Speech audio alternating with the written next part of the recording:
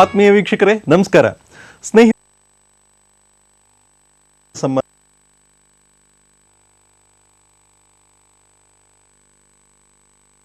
ಆಚರಿಸುವಂಥದ್ದು ಉಂಟು.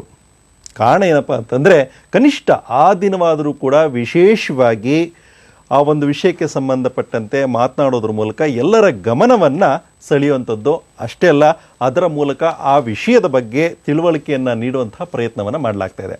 ಅದೇ ರೀತಿಯಲ್ಲೇ ಮೇ 31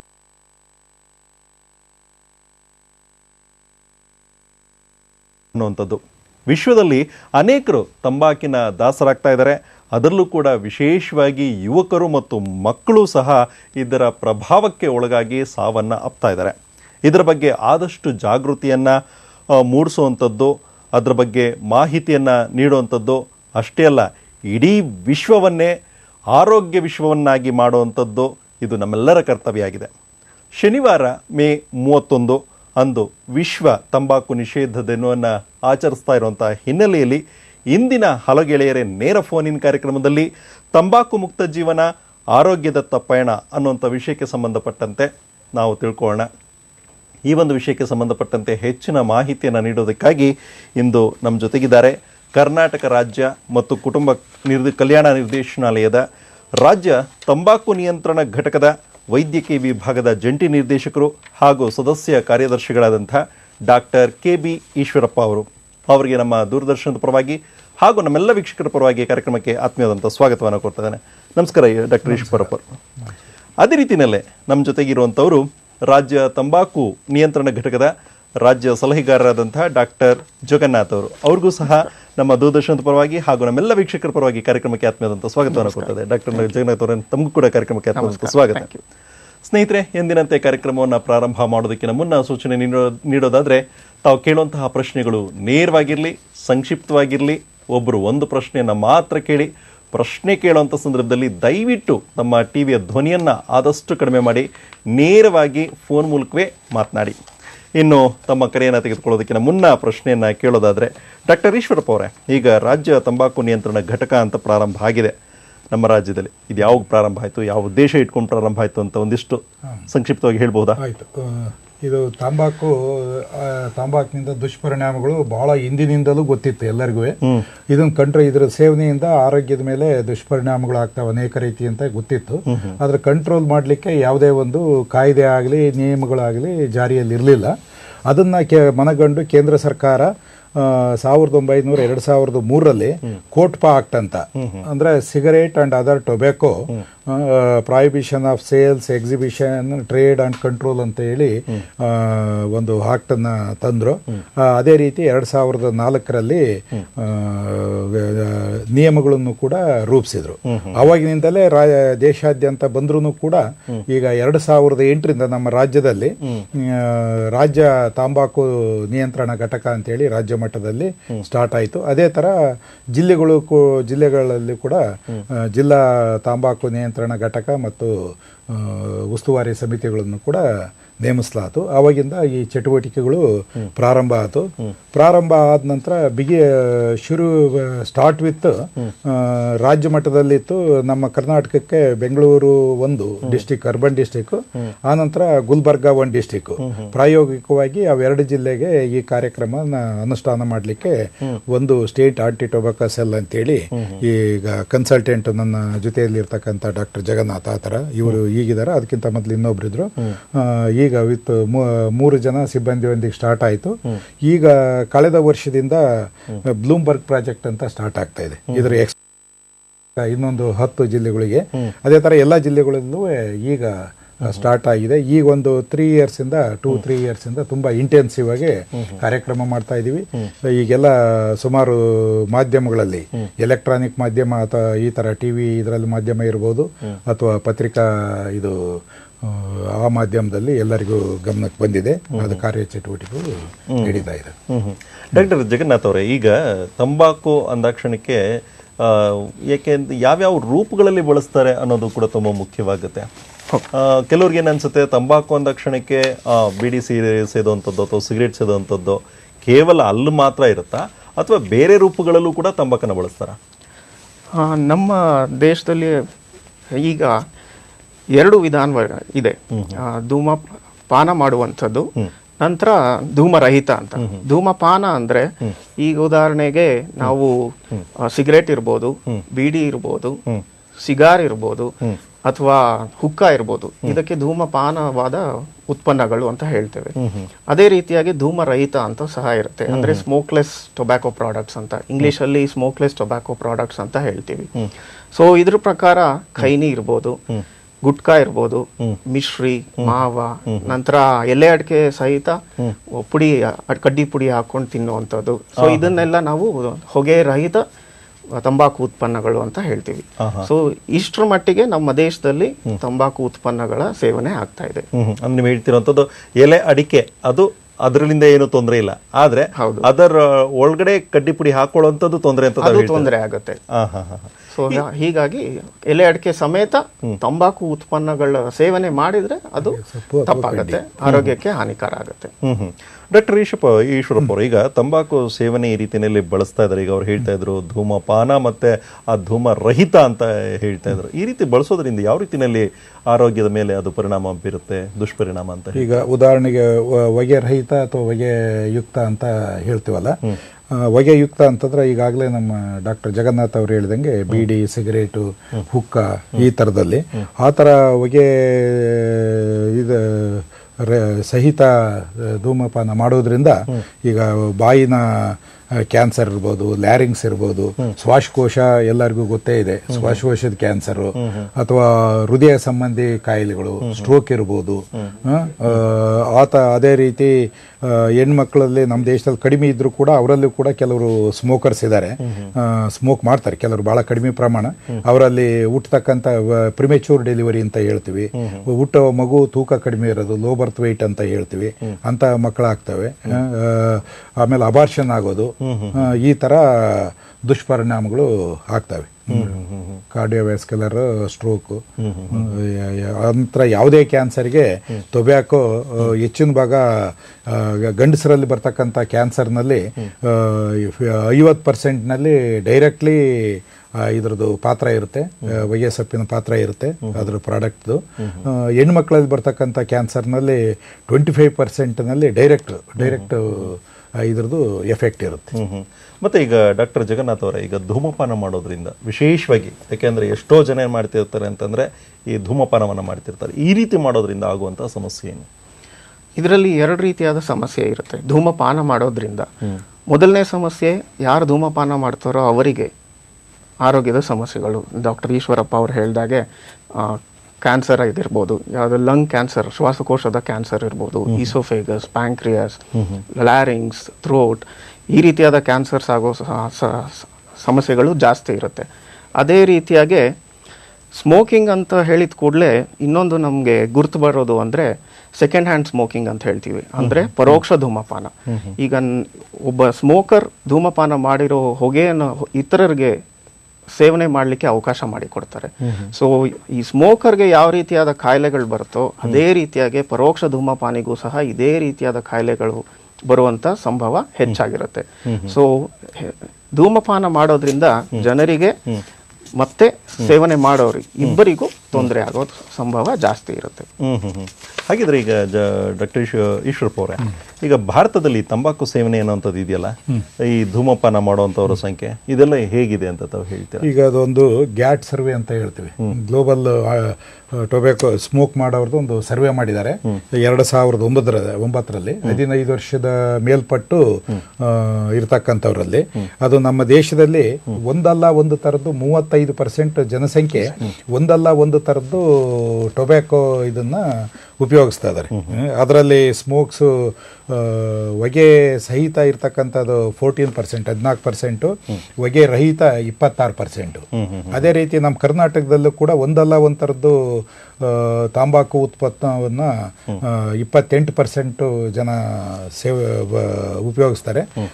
ಸ್ಮೋಕ್ ಇರ್ತಕ್ಕಂಥದ್ದು ಅಂದರೆ ಹೊಗೆ ಬರ್ತಕ್ಕಂಥದ್ದು, ಅದೇ ಬೀಡಿ, ಸಿಗರೇಟು ಈ ಥರ ಇದರದಲ್ಲಿ 12%, ಮತ್ತೆ 19% ಹೊಗೆ ರಹಿತ ಅಂದರೆ ಈಗಾಗಲೇ ಇವ್ರು ಹೇಳ್ದಂಗೆ ಇದು ಗುಟ್ಕಾ ಇರ್ಬೋದು, ಕಾಯಿನೆ, ಈ ಥರ ಹೊಗೆ ರಹಿತ ತಂಬಾಕನ್ನು ಸೇವಿಸ್ತಾ ಇದ್ದಾರೆ. ಆ ಥರ ಒಂದು ಅಂದಾಜಿದೆ. ಅದೇ ರೀತಿ ಮಕ್ಕ ಯೂತ್ಸ್ ಯುವಕರು 15 ವರ್ಷದ ಒಳಗಡೆ ಅದನ್ನು ಕೂಡ ಸರ್ವೆ ಮಾಡಿದೆ.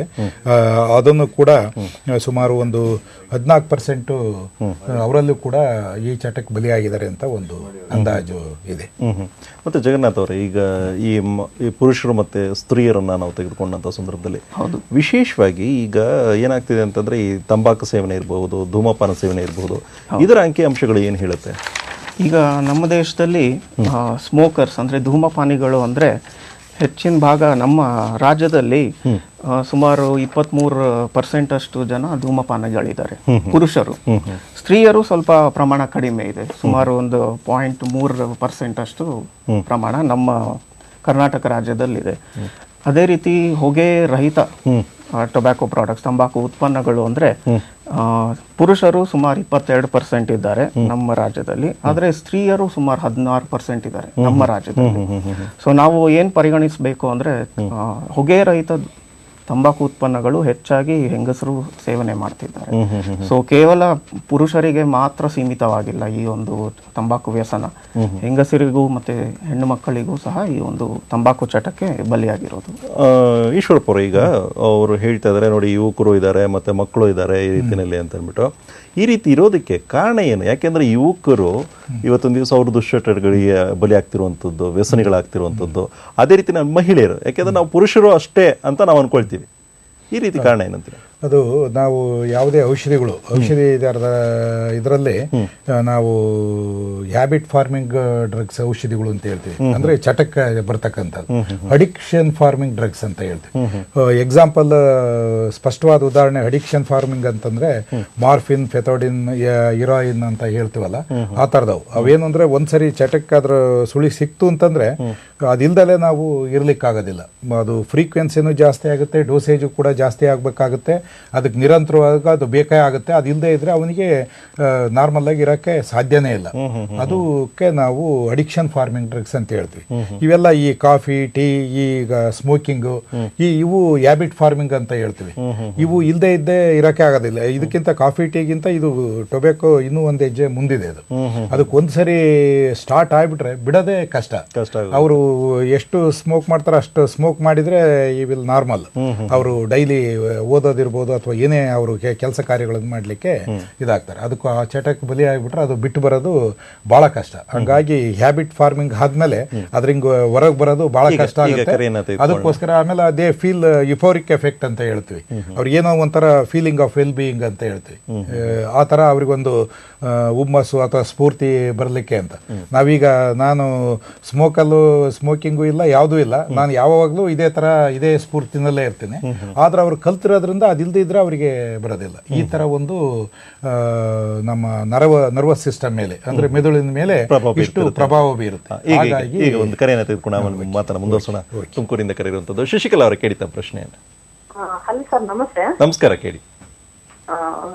ಟೊಬ್ಯಾಕೊ ಅಡಿಕ್ಟ್ ಆಗಿರ್ತಾರಲ್ಲ, ಅದನ್ನ ಬಿಡಿಸಕ್ಕೆ ಬೇರೆ ಏನು ಮೆಡಿಸಿನ್ಸ್ ಇರ್ತೀವ ಸರ್? ಉತ್ತರ ನೀಡ್ತಾರೆ. ಟೊಬ್ಯಾಕೊ ಅಡಿಕ್ಷನ್ಗೆ ಟೊಬ್ಯಾಕೊ ಸೆಸೇಷನ್ ಸರ್ವಿಸಸ್ ಅಂತ ಸಿಗುತ್ತೆ ಮೇಡಮ್. ಸೊ ಇದರಲ್ಲಿ ಮೊದಲನೇದಾಗಿ ಕೌನ್ಸಿಲಿಂಗ್ ಮಾಡ್ತಾರೆ. ಮತ್ತೊಮ್ಮೆ ಹೇಳಿ. ಹೇಳಿ ಸರ್. ಈ ಒಂದು ಟೊಬ್ಯಾಕೊ ಸೆಸೇಷನ್ ಸರ್ವಿಸಸ್ ಅಂತ ಹೇಳ್ತೀವಿ ನಾವು. ಇದರಲ್ಲಿ 2 ರೀತಿಯಾದ ಸರ್ವಿಸಸ್ ಸಿಗುತ್ತೆ.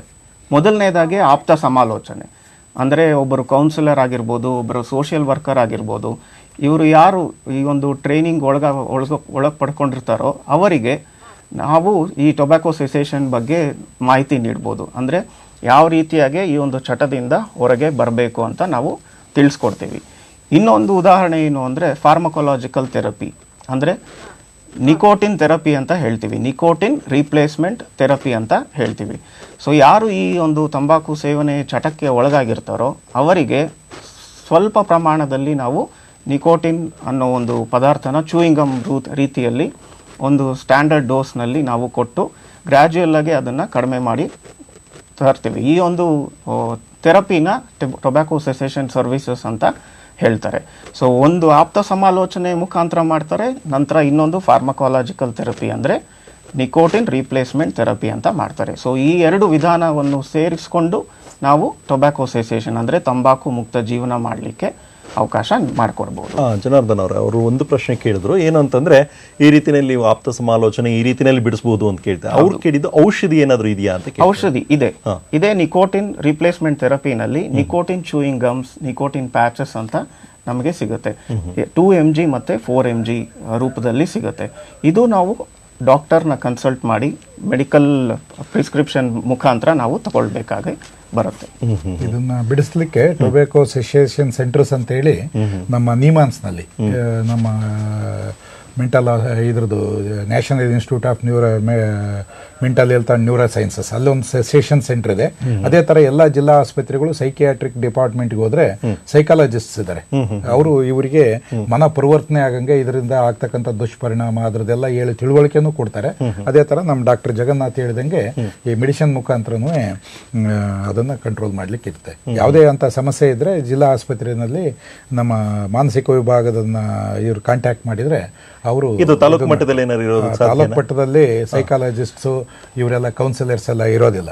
ಜಿಲ್ಲಾ ಮಟ್ಟದಲ್ಲಿ ಸಿಗುತ್ತೆ. ಅಲ್ಲಿ ಹೇಳಿದ್ರೆ ಅವರಿಗೆ ಅವ್ರ ಮನ ಪರಿವರ್ತನೆ ಮಾಡಲಿಕ್ಕೆ ಇದು ಕೌನ್ಸಿಲಿಂಗ್ ಮೆಥಡ್ ಆ ಥರ ತುಂಬಾ ಅಡಿಕ್ಟ್ ಆಗಿ ಬಹಳ ಲಾಂಗ್ ಇದ್ದಿದ್ದವರಿಗೆ ಡಾಕ್ಟರ್ ಜಗನ್ನಾಥ್ ಅವರು ಹೇಳಿದಂಗೆ ಈ ನಿಕೋಟಿನ್ ಇದು ಈಗ ಮುಂದಿನ ಕರೆ ಏನಾದ್ರು ಇಟ್ಕೊಂಡು ಮುಂದಿನ ಕರೆ ಕಾಯ್ತಾ ಇದೆ.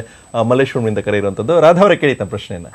ಸರ್ ಒಂದು ವಿಷಯ ಕೇಳಿ ಸರ್. ಈಗ ಸರ್ ಅವ್ರು ಹೇಳಿದ್ರು ಪ್ರತ್ಯಕ್ಷವಾಗಿ ಅವ್ರು ಅನುಭವಿಸ್ಕೊಳ್ಳಿ ಬಿಡಿ ಸರ್, ಅವ್ರ ಕರ್ಮ ಕುಡಿದ್ಬಿಟ್ಟು ಈ ಅಪರೋಕ್ಷವಾಗಿ ಮಕ್ಕಳೆಲ್ಲ ಹೋಗ್ತಾ ಇರ್ತಾರೆ ಸರ್ ಸ್ಕೂಲಲ್ಲಿ. ಅವ್ರ ಖರ್ಚಿಗೆ ಕಟ್ಕೊಂಡು ಹೋಗ್ತಾ ಇದೀನಿ, ಇನ್ಕ್ಲೂಡಿಂಗ್ ಮೀ. ಸ್ಕೂಲ್ಗೆ ಹೋಗ್ಬೇಕಾದ್ರೆ ಕಟ್ಕೊಂಡು ಹೋಗ್ತೀವಿ ಅಲ್ವಾ? ಇದಕ್ಕೆ ಯಾರು ಸರ್ ಹೊಣೆ? ಅವ್ರು ಕುಡ್ದವ್ರು ಆಯ್ತು, ಅವ್ರಿಗೇರೋ ಮೈಂಡ್ ನಿಮ್ಮ ಕಾಳಜಿ ಅರ್ಥ ಆಗುತ್ತೆ. ಉತ್ತರವನ್ನ ನೀಡ್ತಾರೆ ರಾಧಾವರೇ. ಅಪರೋಕ್ಷವಾಗಿ ಖಂಡಿತ ಸರ್ ನಿಜವಾಗ್ಲೂ ಒಪ್ಬೇಕಾದ್ರೆ. ಅದಕ್ಕೆ ಮೂಗ್ಗೆ ಏನಾದ್ರು ಒಂದು ಸಪ್ಲೈ ಮಾಡಕ್ಕಾಗುತ್ತಾ ಕಟ್ಕೊಳಕ್ಕೆಲ್ಲ? ಅಲ್ಲ ಸರ್, ತಮಾಷೆ ಇರಬಹುದು. ರಾಧಾವ್ರೆ, ನಿಮ್ಮ ಕಾಳಜಿ ನಿಮ್ಗೆ ಅರ್ಥ ಆಗ್ತಿದೆ, ಉತ್ತರವನ್ನ ನೀಡ್ತಾರೆ. ನಿಮ್ಮ ಪ್ರಶ್ನೆ ಅರ್ಥ ಆಗ್ತಿದೆ. ರಾಧಾವ್ರೆ, ಕೇಳಿಸ್ತಾ ಇದೆ ಮಾತಾಡ್ತಿರೋದು? ನಿಮ್ಮ ಕಾಳಜಿ ನಮ್ಗೆ ತುಂಬಾ ಅರ್ಥ ಆಗ್ತಿದೆ, ನಿಮ್ಮ ಪ್ರಶ್ನೆ ಅರ್ಥ ಆಗಿದೆ, ಉತ್ತರವನ್ನ ನೀಡ್ತಾ ಇದ್ದಾರೆ ರಾಧಾವ್ರೆ.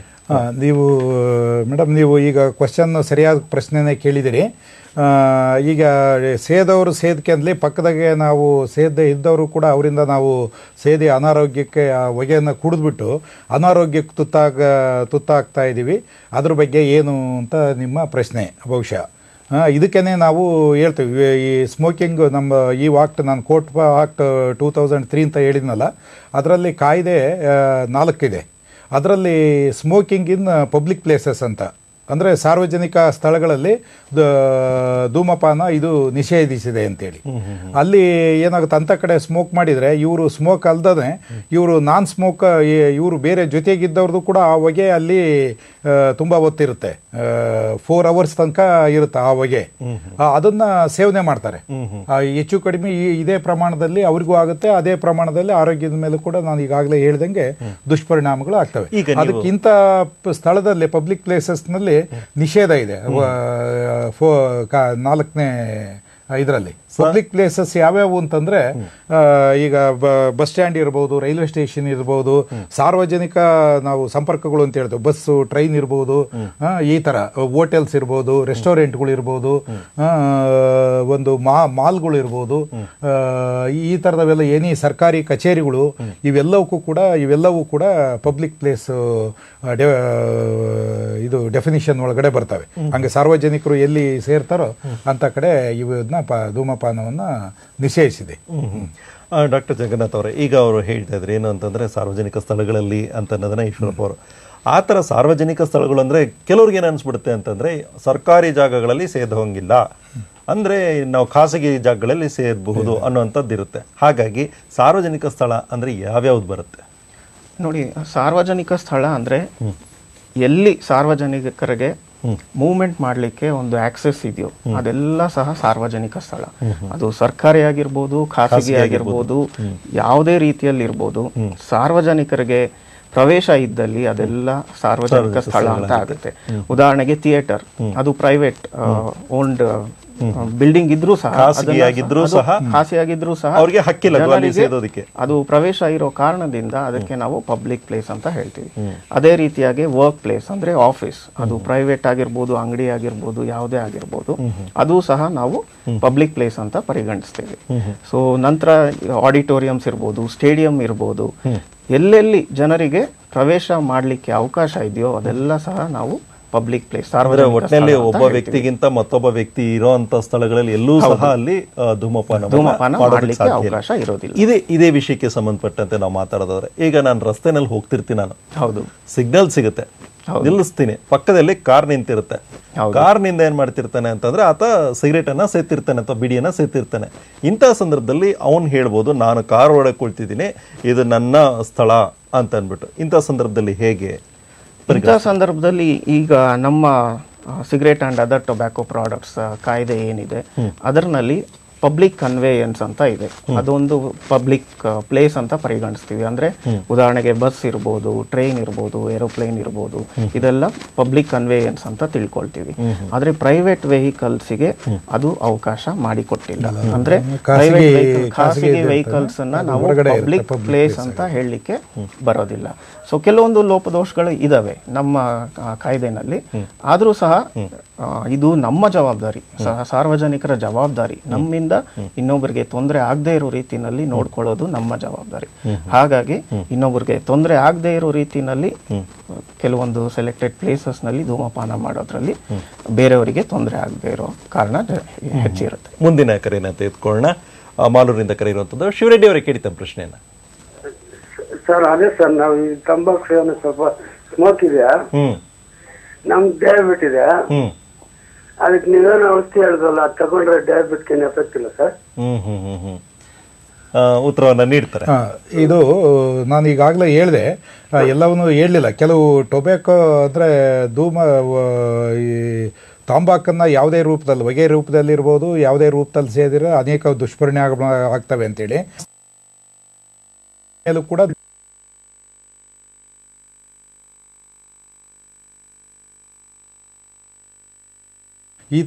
ಇಂಥ ಕಾಯಿಲೆಗಳು ಕೂಡ ತಾಂಬಾಕು ಸೇವನೆಯಿಂದ ಜಾಸ್ತಿ ಆಗ್ತವೆ. ಅವು ಮನುಷ್ಯನಿಗೆ ಅದ್ರ ಮೇಲೂ ಕೂಡ ದುಷ್ಪರಿಣಾಮ ಆಗ್ತವೆ.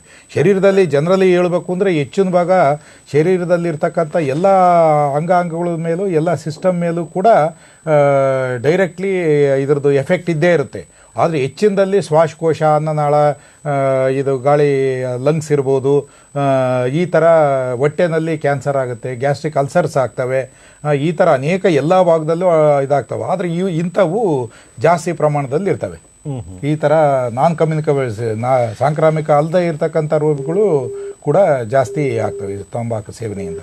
ಜಗನ್ನಾಥ್ ಅವರೇ, ಈಗ ತಾವು ಹೇಳ್ತಾ ಇದ್ರಿ ಕಾರಿನ ಒಳಗಡೆ ಅಂತಂದ್ರೆ ಅದು ಮಾಲೀಕತ್ವ ಅದು ಖಾಸಗಿಯಾಗಿರೋದ್ರಿಂದ ಅಲ್ಲಿ ಸ್ವಲ್ಪ ಮಟ್ಟಿಗೆ ಕಾನೂನು ಅನ್ವಯಿಸೋದಿಲ್ಲ ಅಂತ. ಅಕಸ್ಮಾತ್ ಆ ಥರ ಇತ್ತು ಅಂದ್ರೂ ಕೂಡ ಹೊರಗಡೆ ಹೊಗೆ ಬರ್ತಿರುತ್ತೆ. ಅಂಥ ಸಂದರ್ಭದಲ್ಲಿ ಅವ್ರಿಗೆ ದಂಡವನ್ನು ವಿಧಿಸಬಹುದು. ಅಕಸ್ಮಾತ್ ಬೇಕು ಅಂತಂದರೆ ಅವರು ಗ್ಲಾಸನ್ನು ಕ್ಲೋಸ್ ಮಾಡ್ಕೊಳ್ಬೇಕಾದ್ರೆ ಅವರು ಸೇವನೆ ಮಾಡಬಹುದು. ಆದರೆ ಇಲ್ಲಿ ಆಟೋಗಳು ಕೂಡ ಸಾರ್ವಜನಿಕರಿಗೆ ಬಳಸುವಂಥದ್ದು. ಇಲ್ಲೇನಾಗುತ್ತೆ, ಕೆಲವು ಸಂದರ್ಭಗಳಲ್ಲಿ ಪ್ರಯಾಣಿಕರು ಸೇದುವಂಥದ್ದು ಇರುತ್ತೆ ಅಥವಾ ಚಾಲಕರು ಸೇದುವಂಥದ್ದು ಇರುತ್ತೆ. ಇಂಥ ಸಂದರ್ಭಗಳಲ್ಲಿ ಕಾನೂನು ಏನು ಹೇಳುತ್ತೆ? ನೋಡಿ, ಇದು ಪಬ್ಲಿಕ್ ಟ್ರಾನ್ಸ್ಪೋರ್ಟ್ ಅಂತ ಏನು ಹೇಳ್ತೀವಿ, ಪಬ್ಲಿಕ್ ಟ್ರಾನ್ಸ್ಪೋರ್ಟ್ ಡೆಫಿನಿಷನ್ ಪ್ರಕಾರ ಯಾರೇ ಒಂದು ವಾಹನ, ಯಾರೇ ಒಂದು ವಾಹನ ಚಾಲಕರು ಬಾಡಿಗೆಗೆ ಇನ್ನೊಬ್ಬರನ್ನ ಸರ್ವಿಸ್ ಕೊಡ್ತಾರೆ, ಅದೆಲ್ಲ ಪಬ್ಲಿಕ್ ಟ್ರಾನ್ಸ್ಪೋರ್ಟ್ ಆಗುತ್ತೆ. ಬಸ್ ಇರ್ಬೋದು, ಟ್ರೈನ್ ಇರ್ಬೋದು. ಅದೇ ರೀತಿಯಾಗಿ ಟ್ಯಾಕ್ಸಿ ಮತ್ತು ಆಟೋ ರಿಕ್ಷಾ ಸಹ ಪಬ್ಲಿಕ್ ಟ್ರಾನ್ಸ್ಪೋರ್ಟ್ ಅಂತ ನಾವು ಪರಿಗಣಿಸ್ಬೋದು. ಸೊ ಹಾಗಾಗಿ ಆಟೋ ರಿಕ್ಷಾ ಅಥವಾ ಟ್ಯಾಕ್ಸಿ ಅಥವಾ ಕ್ಯಾಬ್ನಲ್ಲಿ ಯಾರು ಧೂಮಪಾನ ಮಾಡ್ತಾರೋ ಅವರಿಗೂ ಸಹ ಈ ಕಾನೂನು ಅನ್ವಯ ಆಗುತ್ತೆ. ಸೊ ಇದನ್ನು ಸಹ ನಾವು ಪಬ್ಲಿಕ್ ಪ್ಲೇಸ್ ಅಂತ ಹೇಳ್ತೀವಿ. ಸೊ ಬಾಡಿಗೆ ರೂಪದಲ್ಲಿ ಸಾರ್ವಜನಿಕರಿಗೆ ಯಾರು ಟ್ರಾನ್ಸ್ಪೋರ್ಟ್ ಸರ್ವಿಸಸ್ನ ನೀಡ್ತಾರೋ ಅದೆಲ್ಲ ಸಹ ಪಬ್ಲಿಕ್ ಟ್ರಾನ್ಸ್ಪೋರ್ಟ್ ಅಂತ ಪರಿಗಣಿಸ್ಬೋದು. ಈಗ ಬಳ್ಳಾರಿಯಿಂದ ಇರುವಂಥ ಕರೆಯನ್ನು ತೆಗೆದುಕೊಳ್ಳೋಣ. ಗುರು ಬಸವರಾಜ್ ಅವರ, ಕೇಳಿ ತಮ್ಮ ಪ್ರಶ್ನೆಯನ್ನ. ನಮಸ್ತೆ ಸರ್. ನಮಸ್ಕಾರ, ಕೇಳಿ ಸರ್, ಈಗ ಇದು ಎಲ್ಲ ಸಿಗರೇಟ್ ಇಂದ ಪ್ರಚಾರ ಮಾಡ್ತಾ ಇದಾರಲ್ಲ ಸರ್, ಎಲ್ಲರಿಗೂ ಎಲ್ಲ ರೀತಿಯಿಂದನೂ ತೊಂದರೆ ಸರ್ ಇದು, ಹೌದಾ? ಡಾಕ್ಟರ್ಸ್ಗೆ ತೊಂದರೆ, ಪೊಲೀಸ್ಗೆ ತೊಂದರೆ, ಪೊಲೀಸ್ ಡಿಪಾರ್ಟ್ಮೆಂಟ್ಗೆ ತೊಂದರೆ, ಎಲ್ಲರಿಗೂ ತೊಂದರೆ ಸರ್. ಆಮೇಲೆ ನಂದೇನಂದ್ರೆ, ಈಗ ನಾವು ಸೇರ್ತಿರ್ತೀವಿ ಸರ್, ನಾವು ಸೇರ್ತಾ ಇರ್ತೀವ. ಈಗ ಒಂದು ಏನಂದ್ರೆ ಪಬ್ಲಿಕ್ ಅಲ್ಲಿ ನಾವು ಸೇರಿದ್ರೆ ಅಲ್ಲಿ 200 ರೂಪಾಯಿ ದಂಡ ಹಾಕ್ತಾರೆ. ಆದ್ರೆ ಕಂಪ್ನಿಗಳಿಗೆ ಸಿಗರೇಟ್ ಮೇಕಿಂಗ್ ಕಂಪ್ನಿಗಳ ಪ್ರೊಡಕ್ಷನ್ ಸ್ಟಾಪ್ ಮಾಡಿದ್ರೆ ಇದು ಯಾವ್ದು ಸಮಸ್ಯೆನೇ ಇರೋದಿಲ್ವಲ್ಲ? ಉತ್ತರ ನೀಡ್ತಾರೆ ಗುರುರಾಜ್ ಅವರೇ. ಏನ್ರಿ? ಉತ್ತರ ನೀಡ್ತಾರೆ. ಆ್ಯಕ್ಚುಲಿ ಅದನ್ನು ತಯಾರು ಮಾಡ್ದಂಗೆ ಮಾಡಲಿಕ್ಕೆ ಕಾನೂನು ಸದ್ಯದಲ್ಲಿ ಇಲ್ಲ. ಆದರೆ ಅದು ಪಬ್ಲಿಕ್ ಪ್ಲೇಸಸ್ ಬಿಟ್ಟು ಲಿಮಿಟೆಡ್ಡಾಗ ಅವ್ರಿಗೆ ಗೊತ್ತಿದ್ದರು, ಅವರು ನಾನು ಈಗಾಗಲೇ ಹೇಳಿದ್ನಲ್ಲ ಹ್ಯಾಬಿಟ್ ಆಗಿದ್ದರು, ಅದರದೇ ಒಂದು ಪಬ್ಲಿಕ್ ಪ್ಲೇಸಸ್ನಲ್ಲಿ ಅವರಿಗೆ ಸೇದಲಿಕ್ಕೆ ಅವಕಾಶ ಇದೆ. ಆದರೆ ಅದರಿಂದ ಬೇರೆಯವರಿಗೆ ಕೇಳುವಂಥದ್ದು ಏನು ಅಂತಂದ್ರೆ, ಕಂಪನಿಗಳನ್ನೇ ಯಾಕೆ ನೀವು ಇದು ಮಾಡ್ತೀರಿ, ನಮಗೆ 200 ರೂಪಾಯಿ ದಂಡ ಹಾಕೋದು ಯಾಕೆ ಸ್ವಾಮಿ, ಅದ್ರ ಬದಲು ನೀವು ಕಂಪನಿನೇ ಮುಚ್ಚಿಸ್ಬಿಡಿ ಅಂತ ಕೇಳ್ತಾ ಇದ್ದಾರೆ ಅವರು. ನೋಡಿ, ಈ ಒಂದು cigarette and other tobacco products ಏನಿದೆ, ನಮ್ಮ ದೇಶ ಅಲ್ಲದೆ ಇಡೀ ಪ್ರಪಂಚದಲ್ಲಿ ಇದೊಂದು ಲೀಗಲೈಸ್ಡ್ ಕನ್ಸ್ಯೂಮಬಲ್ ಪ್ರಾಡಕ್ಟ್ ಅಂತ ಹೇಳ್ತಾರೆ. ಅಂದ್ರೆ ಕಾನೂನುಬದ್ಧವಾಗಿ ಇದು ಸೇವನೆ ಮಾಡಲಿಕ್ಕೆ ಅವಕಾಶ ಇದೆ. ಸೊ ಹಾಗಾಗಿ ನಮ್ಮ cigarette and other tobacco products act ನಲ್ಲೂ ಸಹ ಈ ಒಂದು ಪ್ರಾಡಕ್ಟ್ ನ ಬ್ಯಾನ್ ಮಾಡಲಿಕ್ಕೆ ಸದ್ಯದಲ್ಲಿ ಯಾವುದೇ ರೀತಿಯಾಗಿ ಅವಕಾಶ ಇಲ್ಲ. ಸೊ ಆ ನಿಟ್ಟಿನಲ್ಲಿ ನಾವು ನಿಯಂತ್ರಣ ಮಾಡಬಹುದೇ ವಿನಃ ಅದನ್ನ ಬ್ಯಾನ್ ಮಾಡಲಿಕ್ಕೆ ನಮ್ಮಲ್ಲಿ ಆ ಒಂದು ಅವಕಾಶ ಇಲ್ಲ. ಈಗ ಆಗಿದ್ರೆ, ಈಗ ನೀವು ಹೇಳ್ತಾ ಇದ್ದೀರಾ ಸಾರ್ವಜನಿಕ ಸ್ಥಳಗಳಲ್ಲಿ ಅಕಸ್ಮಾತ್ ಸೇದಬಹುದು ಅಂತ ಟೈಮಲ್ಲಿ ಏನು ಕ್ರಮ ಕೈಗೊಳ್ತೀರಾ?